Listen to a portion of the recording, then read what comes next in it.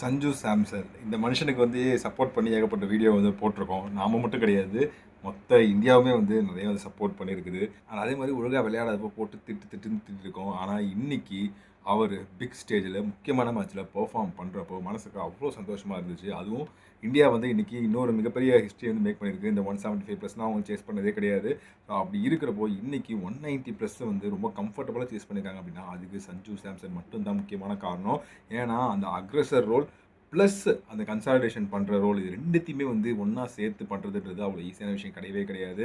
சும்மா நான் எல்லாமே 4-6 அடிக்க போகிறது இல்லாமல் ஒரு 4 அடித்தா அடுத்து ஒரு சிங்கிள், ஒரு 6 அடித்தா அடுத்து ஒரு சிங்கிள், இப்படின்னு சொல்லி ஸ்ட்ரைக்கை ரொட்டேட் பண்ணி ஸ்கோர் போர்டை டிக்கிங்லேயே வச்சிருந்தாரு. அண்ட் இதை தவிர ஹர்திக் பாண்டியாவாக இருக்கட்டும், துபேவாக இருக்கட்டும், அவங்க 2 பேரும் வந்து அவங்களால முடிஞ்ச அளவுக்கு கான்ட்ரிபியூஷன் வந்து கொடுத்தாங்க.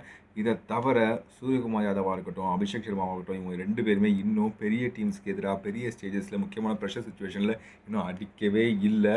ஸ்டில் இப்போ செமிஃபைனல்ஸ் ஒன்று இருக்குது, ஃபைனல்ஸில் போனாங்க அப்படின்னா ஃபைனல்ஸ் ஒரு மேட்ச் இருக்குது. 2 மேட்ச்சில் அவங்க ஏதாவது ஒரு மேட்ச்சில் ப்ரூவ் பண்ணியே ஆகணும். ஸோ இது ஒரு பக்கம். பவுலிங்கில் பார்த்திங்க அப்படின்னா வருண் சக்கரவர்த்தி எனக்கு தெரிஞ்சு ஓரளவுக்கு டிகோட் பண்ணிட்டாங்கன்னு நினைக்கிறேன். அடிக்க ஆரம்பிச்சிட்டாங்க. அண்ட் பும்ராவும் பார்த்திங்க அப்படின்னா இன்றைக்கி வந்து ஓரளவுக்கு அடி வாங்கினார். ஹர்திக் பாண்டியா 40 ரனுக்கு போயிருந்தார். ஹர்ஷ்தீப் சிங்கும் வந்து 40 ரனுக்கு மேலே போயிருந்தார். ஸோ இப்படி எல்லாருமே வந்து நிறைய ரன்ஸ் வந்து கன்சிடர் பண்ணாங்க. இன்றைக்கி வந்து பவுலிங் வந்து கொஞ்சம் பார்க்கறதுக்கு சுமாராக தான் இருந்துச்சு.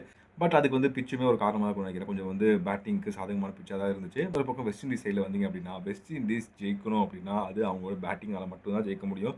பேட்டிங்கால் ஜெயிக்கணும் அப்படின்னா அவங்க வந்து 220, 230, 240 சொல்லிட்டு ஒவ்வொரு மேட்ச்லையும் அடிச்சுக்கிட்டே இருக்கணும். ஏன்னா அவங்க பவுலிங் வந்து ரொம்ப ரொம்ப ரொம்ப வீக்காக இருக்குது. அது உங்கள் ஸ்பின் டிபார்ட்மெண்ட்டாக இருக்கட்டும், ஃபாஸ்ட் பவுலிங் டிபார்ட்மெண்ட்டாக இருக்கட்டும், எந்த ஒரு பவுலருமே பார்த்திங்க அப்படின்னா ஒரு 30 ரன்ஸுக்கு போட முடியும், இல்லை 32 ரன்ஸுக்குள்ளே 4 ஓவருக்குள்ளே போட முடியும், 2 விக்கெட் எடுக்க முடியும் அப்படின்ற மாதிரி கிடையவே கிடையாது. எல்லாருமே ரன்ஸ் லீக் பண்ணுவாங்க. யாருமே கன்சிஸ்டண்ட்டாக இல்லை. இதுக்கு மேலே பார்த்திங்க அப்படின்னா கேச்சஸ் வேறு வந்து விட்டாங்க. ஹர்திக் பாண்டியா கேட்சை விட்டாங்க, அபிஷேக் சர்மா கேட்சை வந்து விட்டாங்கன்னு நினைக்கிறேன். அண்ட் அதுக்கேற்ற மாதிரி இந்தியாவும் வந்து இன்றைக்கி வந்து ஃபீல்டிங் ரொம்ப ரொம்ப ரொம்ப கேவலமாக இருந்துச்சு. 2 டீமோட ஃபீல்டிங் கேவலமாக இருந்துச்சு. பட் வெஸ்ட் இண்டீஸோட ஃபீல்டிங் அவங்களுக்கு இந்த மேட்சை வந்து காஸ் பண்ணிடுச்சு.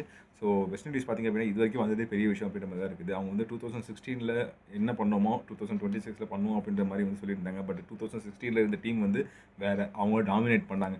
இப்போ இருக்கிற டீம் அதுக்கு பக்கத்தில் கூட கிடையாது. ஸோ இந்தியா வந்து வெல் டிசர்வ் விக்டரி. அடுத்த மேட்ச் இங்கிலாந்து கூட கணிக்க முடியாத பைத்தியக்காரன் அவன் என்ன பண்ண போகிறான்னு பார்ப்போம். அவங்க கூட இந்தியா வந்து ஜெயிப்பாங்களா இல்லையான்றதை வந்து கமெண்ட் செக்ஷனில் போடுவேன்.